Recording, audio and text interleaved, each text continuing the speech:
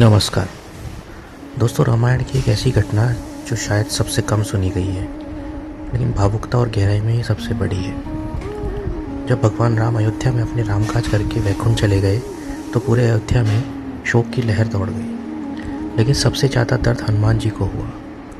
वे राम जी के बिना रहने की कल्पना भी नहीं कर पा रहे थे, तो वो एक पहाड़ी के पास अकेले चले गए और वहाँ बैठकर राम जी की याद में रोने लगे।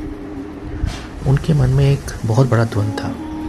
एक तरफ राम जी की आज्ञा थी कि वह पृथ्वी पर रहकर उनकी भक्ति का प्रसार करें, दूसरी तरफ राम जी के बिना यह संसार उनके लिए सूना हो गया था।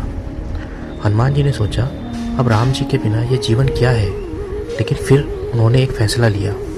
वे बोले, जब तक संसार में राम जी का नाम लिया जाएगा मैं पृथ्वी पर रहूँगा और हर जगह राम की कथा सुनाऊँगा, उनकी भक्ति का प्रसार करूँगा, राम के बिना भी राम की याद में जीऊँगा। दोस्तों, यह घटना में सिखाती है कि सच्ची भक्ति का मतलब इष्ट के साथ रहना नहीं है, बल्कि इष्ट को अपनी हृदय में हमेशा बनाए रखना है। हनुमान जी ने दिखाया कि भक्ति कभी ख़त्म नहीं होती। जब इष्ट चले भी जाते हैं तो भक्त उनकी याद में उनकी याद को ही अपना जीवन बना लेते हैं। ये परिपक्वता है। जब हम समझ जाते हैं कि भक्ति का मतलब सिर्फ साथ रहना नहीं है, बल्कि इष्ट को याद करने के साथ उसी याद में जीना भी है।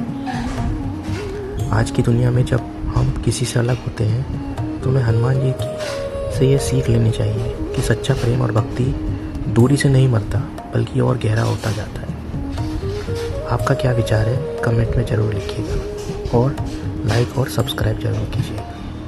जय श्री राम।